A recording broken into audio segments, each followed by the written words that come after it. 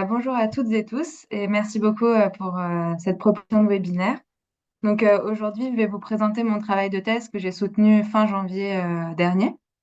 C'est un travail qui se positionne à l'interface entre agronomie et sciences du paysage et qui s'intitule Vers des configurations des espaces agricoles pour favoriser les processus agroécologiques, élaboration d'un cadre méthodologique articulant agronomie et pratique des paysagistes concepteurs.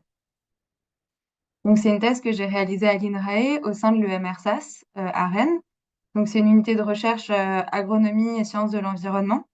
Mais c'est un projet de thèse que j'ai construit à la suite de ma formation en tant que paysagiste conceptrice à l'école de la nature et du paysage de Blois.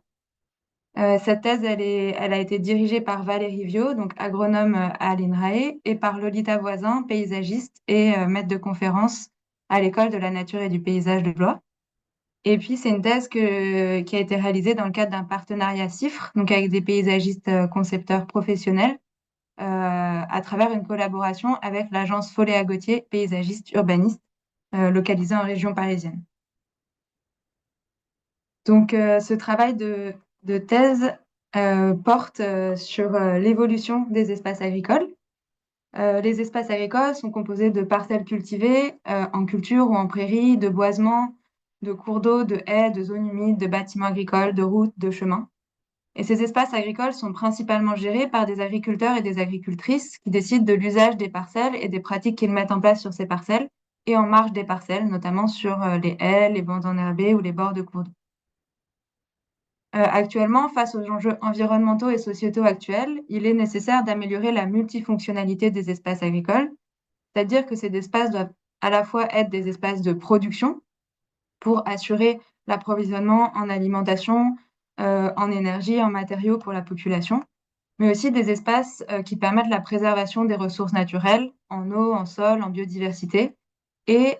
qui permettent d'assurer la qualité du cadre de vie des habitants, notamment la qualité des paysages ou la mise en place d'espaces de promenade. Donc, dans les espaces agricoles, les activités de production sont, en tout cas en France, plutôt prises en charge par des acteurs agricoles qui sont plutôt d'ordre privé, alors que des questions de gestion et de préservation des ressources naturelles et de la qualité du cadre de vie sont plutôt prises en charge par des acteurs publics et notamment des collectivités publiques locales telles que les communes ou les communautés de communes. Donc, actuellement, il est assez largement reconnu que les modèles agricoles dominants peuvent avoir un impact négatif à la fois sur la préservation des ressources naturelles et sur la qualité du cadre de vie, et que des transitions telles que la transition agroécologique des systèmes agricoles peut être vue comme un moyen de renforcer la multifonctionnalité des espaces agricoles. Donc ici, je définis la transition agroécologique comme une manière de restaurer le lien entre agriculture et écosystème, tout en prenant en compte les dimensions économiques et sociales de l'agriculture. Ainsi, pour aborder les espaces agricoles et leur évolution, il est nécessaire de considérer les fonctionnements des systèmes agricoles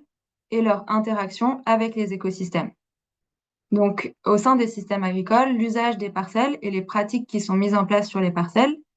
sont influencés par l'organisation spatiale du parcellaire, c'est-à-dire la taille, la forme, le nombre des parcelles, et aussi la distance des parcelles entre elles et la distance entre les parcelles et les bâtiments agricoles. De plus, les interactions entre le fonctionnement des systèmes agricoles et les écosystèmes sont également influencées par l'organisation spatiale du parcellaire et la localisation des ressources, notamment en termes d'apport des écosystèmes sur les systèmes agricoles et d'impact positif ou négatif des systèmes agricoles sur les écosystèmes.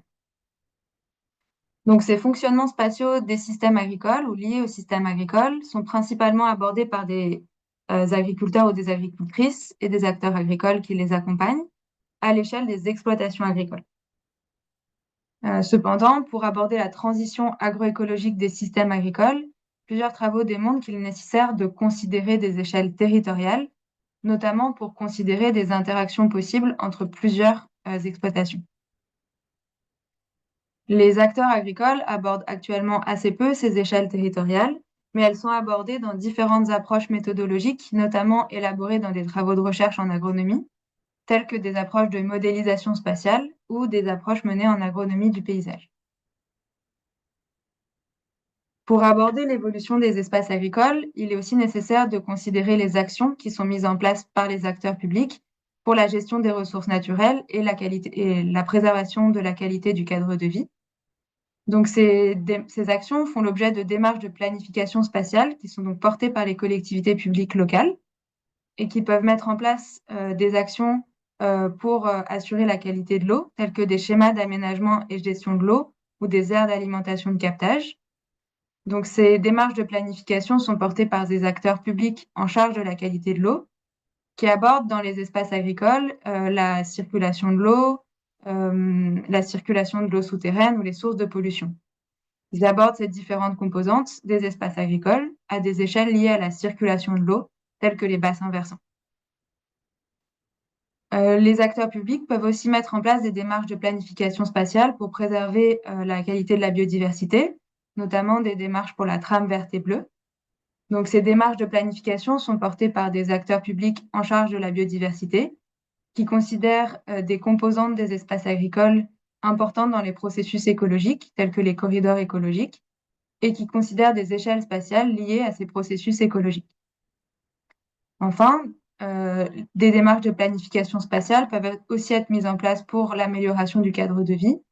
par exemple dans les plans locaux d'urbanisme ou dans les plans climat, air, énergie territoriaux. Et là, ces démarches sont portées par des acteurs publics en charge de l'aménagement, qui considèrent différentes composantes des espaces agricoles, tels que les chemins, qui sont liés à ces différents usages, et des échelles spatiales liées à ces usages.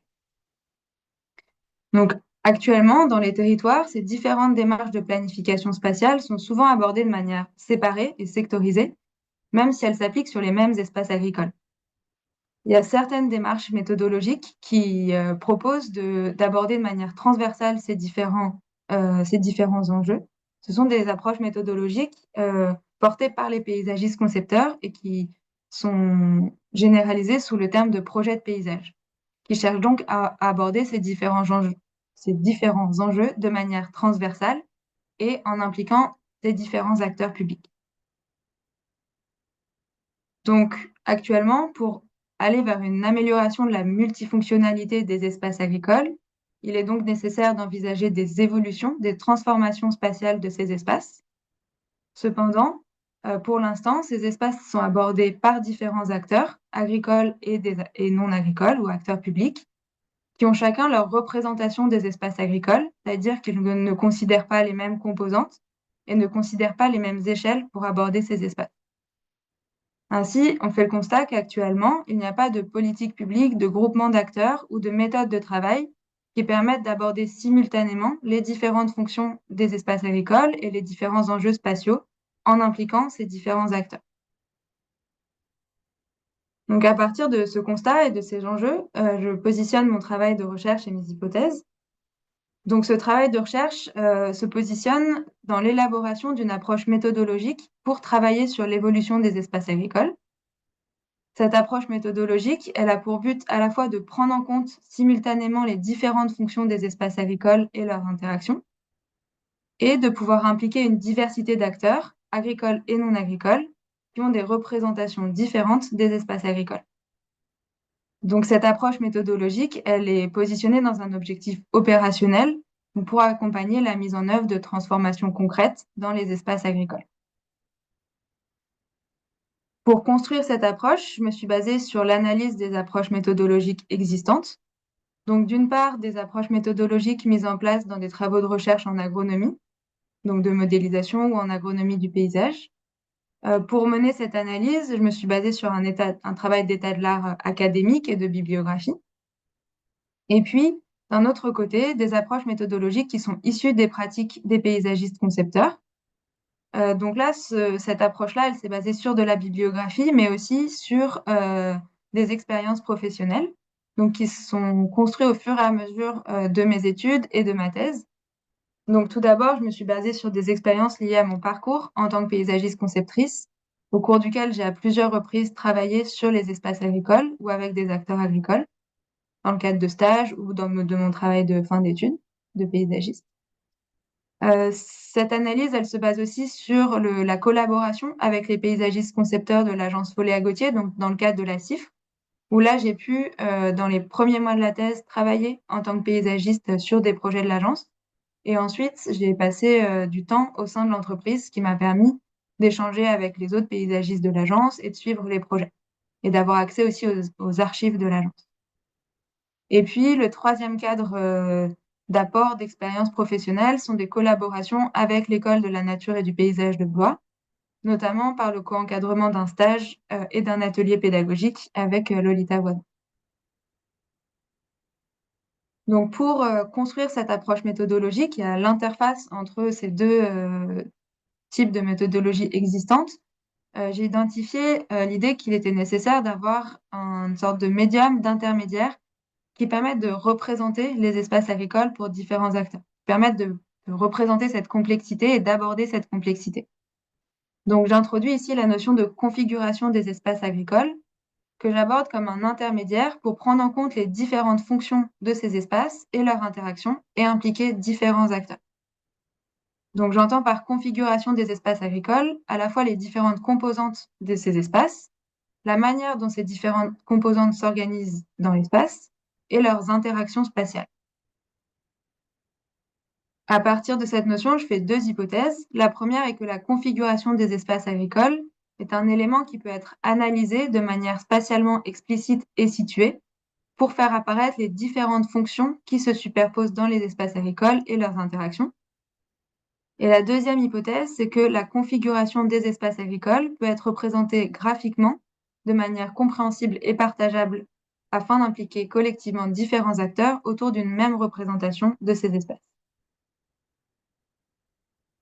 Pour tester ces hypothèses, je les ai formalisées sous la forme d'un cadre de pensée ou d'un cadre méthodologique que j'ai appelé le processus de projection spatiale collectif et qui traduit ces hypothèses sous la forme de trois principes plus opérationnels ou plus faciles à mettre en place dans les territoires. Donc le premier principe, c'est d'élaborer une analyse spatialement explicite et située de la configuration des espaces agricoles. Le deuxième principe, c'est de réaliser des formes graphiques de représentation qui soient compréhensibles et partageables de la configuration des espaces agricoles. Et le troisième principe, qui est plutôt un moyen de mise en œuvre, c'est d'inscrire le processus de projection spatiale collectif dans des dynamiques territoriales en cours. Donc l'idée de ce troisième principe, c'est de dire qu'il y a déjà beaucoup de choses qui se font dans les territoires sur l'évolution des espaces agricoles, portés soit par des acteurs agricoles, soit par des acteurs publics, mais donc, comme on l'a vu, qui sont abordés de manière séparée les unes des autres. Et donc là, l'idée, c'est de ne pas venir superposer encore une couche d'action ou une couche de méthode ou d'approche à ce qui est déjà fait, mais de s'insérer dans les dynamiques, dans les questions qui sont déjà portées au sein des territoires. Donc l'objectif de ce cadre méthodologique, c'est de questionner comment aller vers de nouvelles configurations des espaces agricoles. Pour tester ce cadre méthodologique, je l'ai expérimenté dans 3 cas d'études au cours de la thèse avec les acteurs des territoires. L'objectif était dans un premier temps d'élaborer et de concrétiser ces principes méthodologiques pour voir comment ils pouvaient se mettre en œuvre concrètement. Et le deuxième objectif, c'était de récolter des matériaux de recherche pour les analyser et analyser les apports de ces principes méthodologiques au sein des territoires pour aller vers l'évolution des espaces agricoles. L'analyse qualitative de ces matériaux de recherche m'ont permis de répondre à deux questions de recherche. Donc la première question de recherche, c'est comment ces principes méthodologiques peuvent être mis en pratique avec les acteurs des territoires. Donc là, on a un apport de connaissances plutôt méthodologiques sur comment accompagner ces transformations. Et la deuxième question de recherche, c'est quels sont les apports de ces principes méthodologiques pour aller vers de nouvelles configurations des espaces agricoles. Et donc là, on a des apports de connaissances plutôt sur des verrous, des leviers pour la mise en œuvre d'évolutions dans les espaces agricoles. Donc, je vais vous présenter à présent les 3 cas d'études que j'ai mis en place au cours de la thèse. Au cours de la thèse, le processus de projection spatiale collectif, il a été élaboré dans 3 situations qui sont complémentaires entre septembre 2022 et janvier 2024.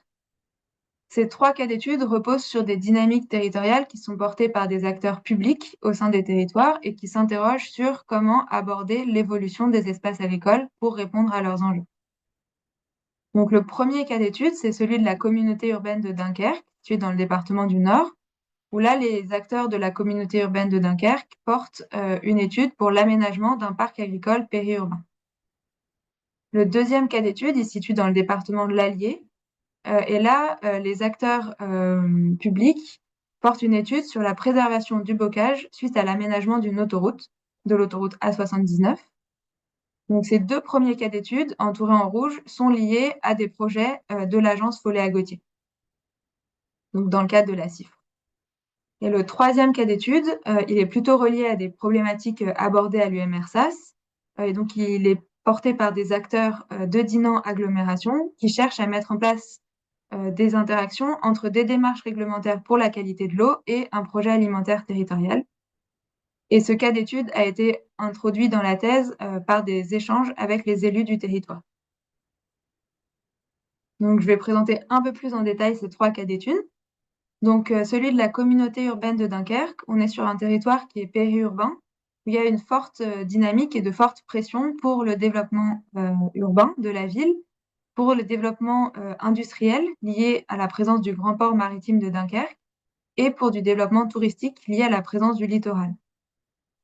Dans ce contexte, les espaces agricoles qui sont réservés à des fonctions de production sont très contraints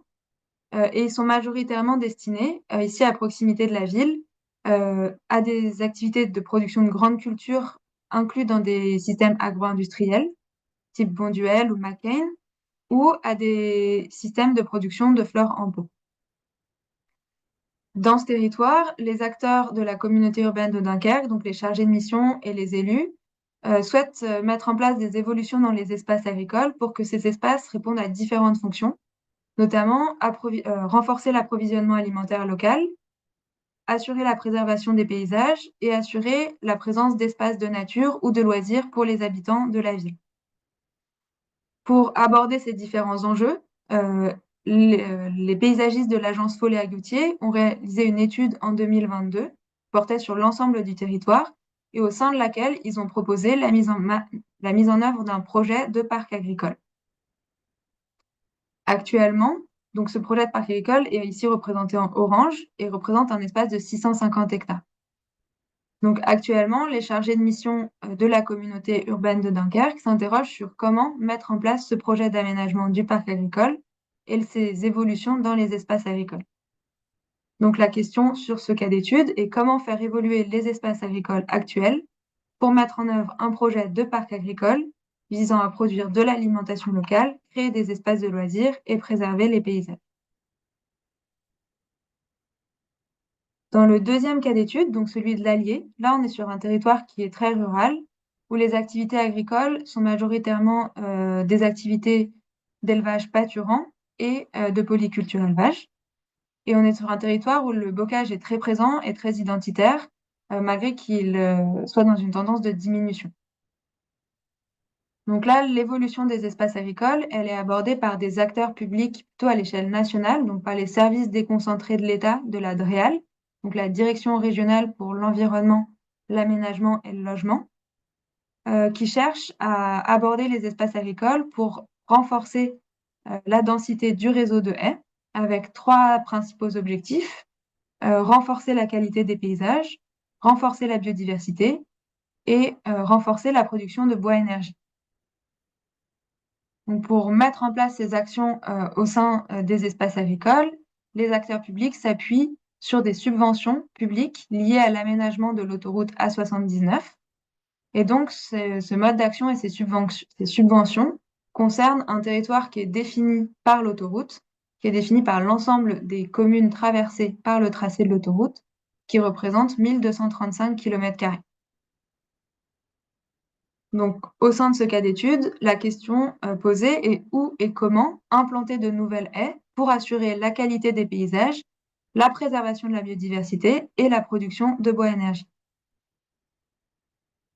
Enfin, le troisième cas d'étude, c'est celui de Dinan Agglomération. Donc là, on est aussi sur un territoire plutôt rural, avec des activités agricoles majoritairement basées sur de la polyculture élevage, avec des élevages bovins allaitants, bovins laitiers et des élevages de porcs. Et là, l'évolution des espaces agricoles est abordée par les acteurs de Dinan Agglomération, donc les chargés de mission et les élus,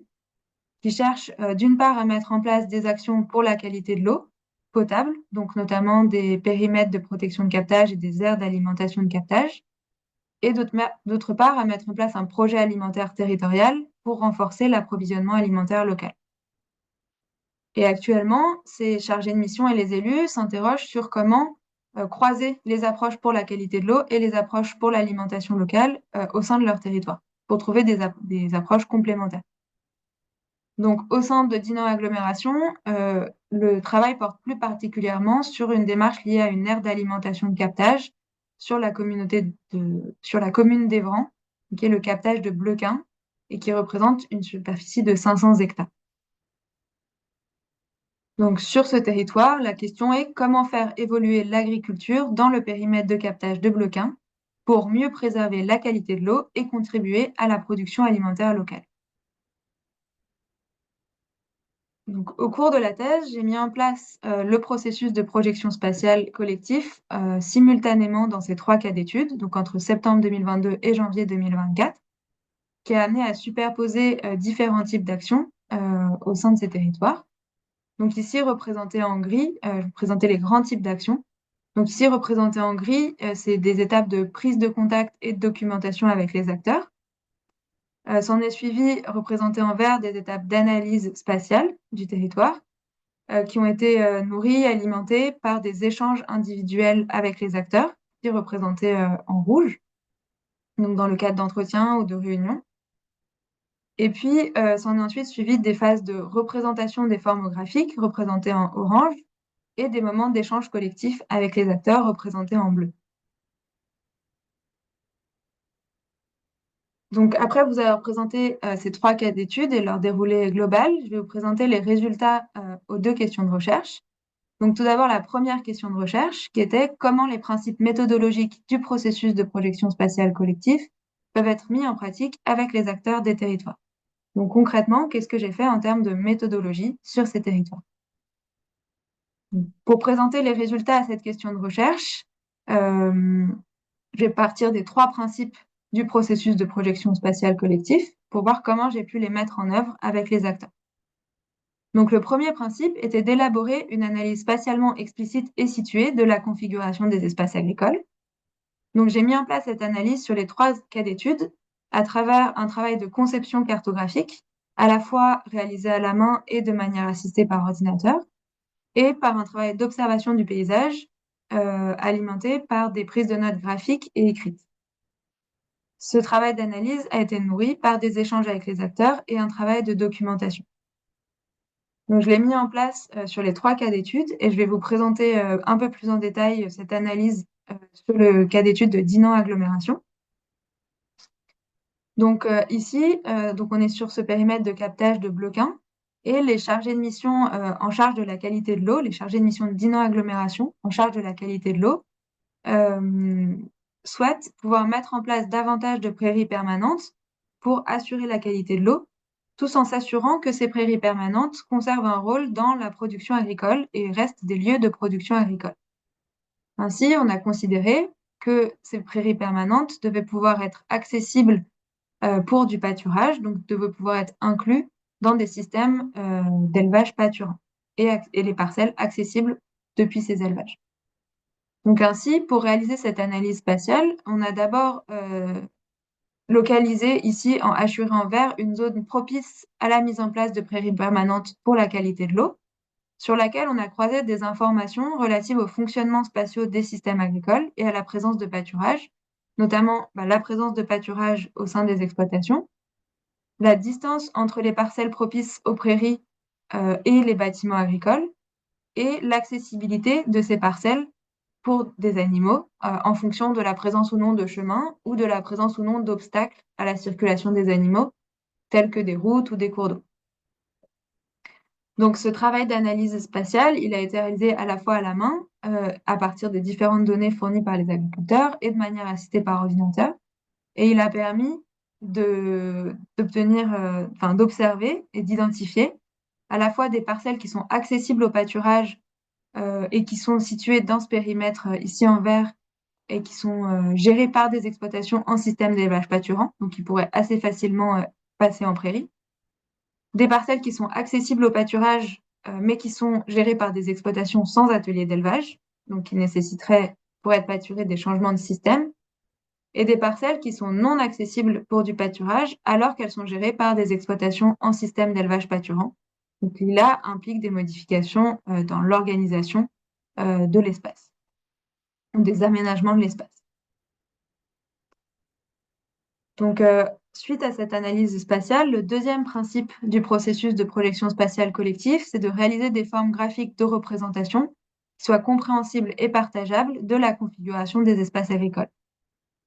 J'ai réalisé ces formes graphiques de représentation de manière adaptée à chaque territoire, donc elles sont différentes pour chaque cas d'étude. Donc, dans le cas d'étude de la communauté urbaine de Dunkerque, j'ai réalisé un travail d'axonométrie.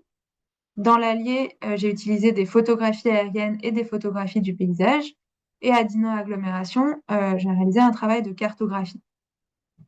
Donc, je vais vous présenter plus en détail le travail d'axonométrie réalisé sur la communauté urbaine de Dunkerque. Donc, ici, on est donc sur ce territoire où les espaces agricoles sont très contraints et où de nombreuses attentes se superposent sur ces espaces. Donc, la forme graphique de l'axonométrie nous permettait de représenter, d'une part, de manière spatialement explicite, les différentes fonctions des espaces agricoles ou les différents enjeux au sein de ces espaces, de représenter et de rendre lisible la superposition entre ces différents enjeux, et puis, en lisant ces différentes couches en parallèle, de comprendre des interactions entre ces différentes fonctions.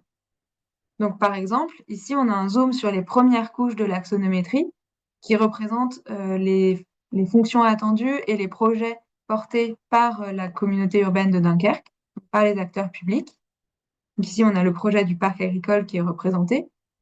Et ici, un zoom sur les couches inférieures qui représentent les fonctionnements spatiaux des systèmes agricoles. Donc, la lecture en parallèle de ces différentes couches permet de rendre visibles des interactions entre les projets portés par les acteurs publics et les fonctionnements spatiaux des systèmes agricoles. Cette forme de représentation a été imprimée en grand format et utilisée dans le cadre d'échanges collectifs avec les chargés de mission de la collectivité et les élus. Et ces supports de représentation ont permis des échanges abordant à la fois les projets d'aménagement de la collectivité urbaine, les projets liés à la préservation des ressources naturelles et les fonctionnements des systèmes agricoles. Enfin, le troisième principe du processus de projection spatiale collectif, c'est d'inscrire ce processus dans des dynamiques territoriales en cours, donc de ne pas les superposer encore à des actions existantes.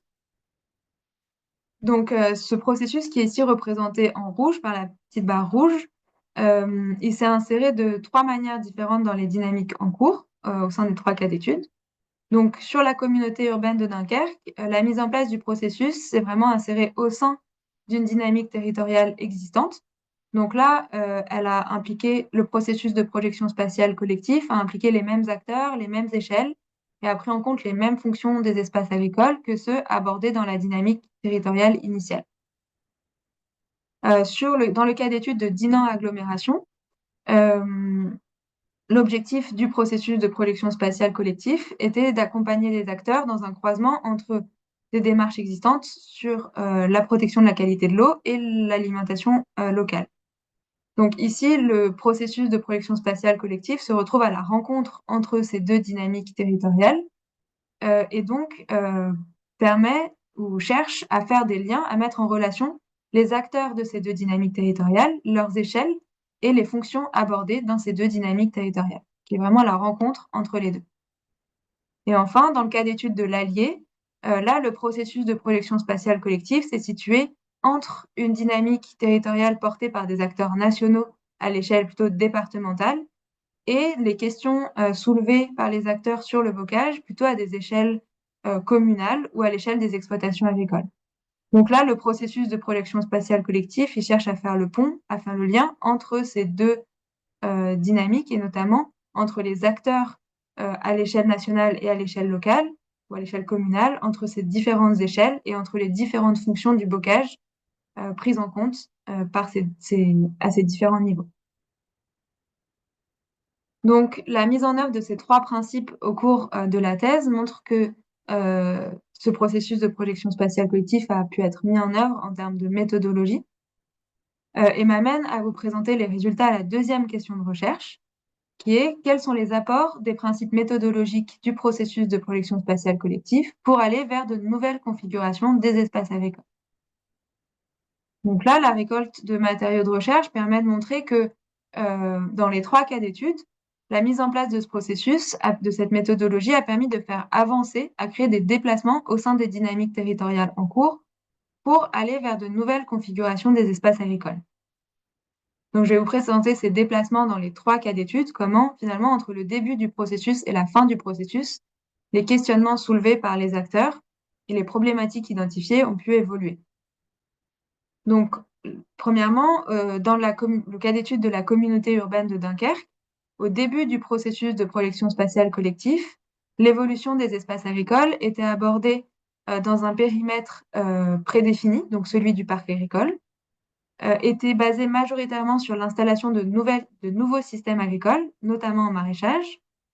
et les transformations spatiales identifiées pour envisager la mise en œuvre du parc agricole étaient identiques dans l'ensemble du périmètre. À la fin du processus de projection spatiale collectif, les différents échanges entre les acteurs ont permis d'identifier des questionnements qui amènent à penser une évolution du périmètre d'action et des échelles abordées pour intégrer à la fois les fonctionnements spatiaux des systèmes agricoles et les différents périmètres de politique publique qui superposent au sein du même espace, en plus du parc agricole. Le processus de projection spatiale collective a aussi permis d'identifier la nécessité de diversifier les systèmes de production envisagés, donc au-delà du maraîchage, et a permis d'identifier la nécessité d'adapter les transformations spatiales en fonction des configurations spatiales actuelles et des systèmes de production, donc de ne pas avoir des transformations identiques dans l'ensemble du périmètre. Dans le cas d'étude de l'Allier, au début du processus de projection spatiale collectif, les actions envisagées étaient basées sur un soutien technique et financier aux agriculteurs et agricultrices pour la mise en place de nouvelles plantations de haies afin de densifier le réseau de haies. Et ces actions étaient également basées sur des préconisations pour la forme des haies qui étaient principalement définies sur la préservation du paysage, à partir de la préservation du paysage.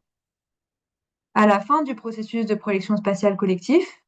les actions envisagées sont aussi un soutien à la gestion et au renouvellement des haies existantes, et pas uniquement à de nouvelles plantations. Et l'éventualité de nouvelles formes de bocage, de nouvelles dispositions du bocage, montre qu'il est nécessaire de concevoir des organisations spatiales du réseau de haies et des formes des haies qui permettent de trouver un compromis entre la préservation du paysage et le rôle des haies dans les systèmes agricoles. Ensuite, dans le cas d'étude de Dinan-Agglomération, donc là, au début du processus de projection spatiale collectif, les actions envisagées étaient des évolutions des pratiques agricoles pour diminuer leur impact négatif sur la qualité de l'eau. Une autre action envisagée était d'introduire des prairies permanentes ou des boisements.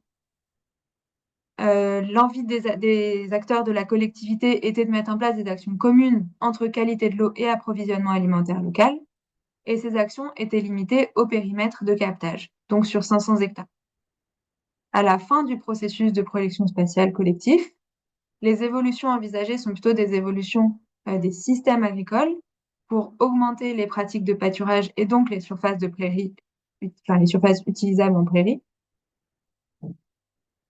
Et un deuxième point qui a été identifié, c'est le fait de faire évoluer l'organisation spatiale du parcellaire pour pouvoir faciliter l'usage des parcelles en prairie par la pratique du pâturage. Ce travail a également permis d'identifier un risque de contradiction entre production alimentaire et qualité de l'eau, notamment le fait que les productions maraîchères pouvaient avoir un impact négatif sur la qualité de l'eau. Et par contre, il a permis d'identifier l'intérêt d'introduire des cultures à vocation énergétique, notamment des cultures avec des rotations plus longues qui permettent de réduire l'apport d'intrants. Et enfin, ce travail a permis d'identifier la nécessité de faire évoluer le périmètre d'action au-delà de ces 500 hectares, d'une part pour intégrer les fonctionnements spatiaux des systèmes agricoles, et d'autre part pour intégrer des enjeux liés à l'alimentation locale, notamment des bassins de consommation. Donc, en conclusion de ces deux questions de recherche, ce travail a montré que le processus de projection spatiale collectif est d'une part une approche méthodologique qui a pu être mise en pratique dans les dynamiques territoriales en cours, qui ont des objectifs opérationnels, donc qui peut apporter des résultats en termes de méthodologie et de comment faire pour aborder l'évolution des espaces agricoles. Et enfin, un deuxième type de résultat, c'est que ce processus de projection spatiale a permis d'identifier des verrous et des leviers pour élaborer et mettre en œuvre des évolutions des espaces agricoles qui soient multifonctionnels et qui prennent en compte le fonctionnement des systèmes agricoles. Donc les verrous, les leviers ou les questionnements identifiés portent principalement sur les échelles d'action ou les périmètres d'action à aborder, les collectifs d'acteurs à impliquer et les types de transformation spatiale à envisager. En nuance de ces résultats, j'identifie trois limites observées au cours des cas d'études que j'ai pu mettre en place. Tout d'abord, dans ces trois cas d'études, on observe une forme de déséquilibre dans la prise en compte des différentes fonctions des espaces agricoles, avec une prise en compte plus importante des fonctions liées aux productions des espaces agricoles, à la dimension productive des espaces agricoles. D'autre part, en réalisant les formes graphiques de représentation et en les partageant avec les acteurs, je me suis aperçue qu'elles devenaient vite assez complexes et donc elles pouvaient devenir difficilement compréhensibles et partageables. Et puis le troisième point est une difficulté d'appropriation des résultats et de cette approche méthodologique par les acteurs des territoires, qui peuvent sembler complexes ou difficiles à mettre en place. Donc, pour terminer, je vais terminer par trois points de discussion et de perspective. D'une part, des perspectives méthodologiques, des perspectives de recherche et des perspectives opérationnelles. Donc, les perspectives méthodologiques portent sur comment faire évoluer finalement le processus de projection spatiale collectif, cette approche méthodologique que j'ai mise en œuvre, en essayant de répondre aux trois limites que j'ai identifiées. Donc, la première limite, c'était une prise en compte un peu déséquilibrée entre les différentes fonctions des espaces agricoles. Et là, j'identifie la possibilité d'impliquer d'autres acteurs au sein de ce processus pour essayer de rééquilibrer la prise en compte de ces différentes fonctions. Par exemple, en partant de dynamiques territoriales plutôt portées par des acteurs agricoles et où il manquerait plutôt des informations sur les fonctions liées à la gestion des ressources naturelles ou à la qualité du cadre de vie, et sur la possibilité également d'impliquer des acteurs experts sur différents sujets, sur la spatialisation des enjeux liés par exemple à la qualité de l'eau ou au processus écologique. Concernant la seconde limite, qui était la complexité des formes graphiques de représentation, j'identifie la possibilité d'explorer d'autres formes de représentation et d'autres moyens d'échange collectif. Donc, au cours de la thèse, j'ai pu déjà un peu tester cette perspective en expérimentant un travail de marche collective théâtralisée dans les espaces agricoles, dans le cadre d'un atelier pédagogique réalisé à l'École de la nature et du paysage de Blois en juin 2023, donc avec les étudiants qui ont organisé une marche collective pour permettre aux élus et aux agriculteurs d'une commune d'échanger sur leurs espaces agricoles. Et puis une autre piste que j'identifie, c'est le fait de travailler en dessin sur une représentation en trois dimensions des espaces agricoles. Euh,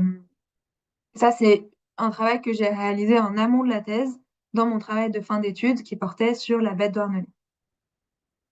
Et puis, pour répondre à la troisième limite, qui est comment les acteurs finalement des territoires peuvent se saisir concrètement de ces résultats et de ces propositions méthodologiques, là, j'identifie la possibilité de traduire cette approche dans des outils opérationnels pour les acteurs du territoire. Et là, il y a des pistes qui se sont dégagées pendant la thèse, notamment sur le cas d'étude de Dinan Agglomération, où à la fin de mon travail, les chargés de mission m'ont questionné sur la possibilité de traduire ce travail, soit dans un outil plutôt cartographique à destination des techniciens, pour leur permettre de travailler entre différents services et de suivre l'évolution des espaces agricoles, soit dans un outil plutôt de concertation en traduisant ce travail sous la forme de jeux sérieux pour organiser des ateliers avec les agriculteurs et les acteurs publics. Ensuite, comme perspective de recherche, je me questionne sur comment aller plus loin dans la compréhension des verrous et des leviers pour mettre en œuvre des évolutions des espaces agricoles. Et finalement, quelles nouvelles connaissances et quelles nouvelles méthodes pourraient permettre de dépasser ces verrous et de mettre en place les leviers identifiés. Donc, pour aller vers ces perspectives, je m'interroge sur la possibilité d'introduire dans le processus de transformation des espaces agricoles des moments de conception ou de co-conception spatiale pour représenter de nouveaux espaces agricoles. Donc là, l'idée de ce travail de conception, ce serait pas de concevoir un espace agricole à mettre en œuvre dans les territoires, mais plutôt d'essayer de rendre lisibles certains enjeux spatiaux par le travail de conception, d'apporter des connaissances dans les processus de transformation en cours et d'ouvrir les imaginaires sur des évolutions spatiales envisagées. Enfin, le troisième partie de perspective porte sur des perspectives opérationnelles, que là j'ai plutôt axé par rapport aux paysagistes concepteurs, notamment dans le cadre de la collaboration CIF. Et donc là, la question est plutôt comment les paysagistes concepteurs pourraient participer davantage à la mise en œuvre de transformations dans les espaces agricoles. Quel rôle est-ce qu'ils pourraient jouer finalement pour accompagner ces transformations? Donc il me semble que ces acteurs sont des acteurs de terrain identifiés dans les territoires et qui pourraient être des acteurs intéressants pour accompagner ces évolutions. D'une part parce qu'ils ont des savoir-faire adaptés pour concevoir des espaces multifonctionnels avec différents acteurs, et d'autre part parce qu'ils sont donc identifiés pour la mise en œuvre de transformations spatiales. Cependant, pour que les paysagistes concepteurs accompagnent l'évolution des espaces agricoles, cela soulève plusieurs questions, notamment des questions liées à leur posture et à leur pratique, parce qu'aujourd'hui, les paysagistes concepteurs sont majoritairement habitués à travailler avec des acteurs publics pour aborder le paysage comme bien commun. Et donc, travailler sur les espaces agricoles nécessiterait de travailler avec des acteurs agricoles privés et de prendre en compte les enjeux privés des exploitations agricoles. Et puis, un deuxième champ de questionnement se porte sur les cadres de commande adressés aux paysagistes concepteurs et qui actuellement portent très peu sur l'évolution des espaces agricoles et donc limitent beaucoup les paysagistes dans leurs possibilités d'action et de travail sur les espaces agricoles. Donc, je vous remercie beaucoup pour votre attention et j'en profite pour remercier à nouveau toutes les personnes qui ont contribué à ce travail.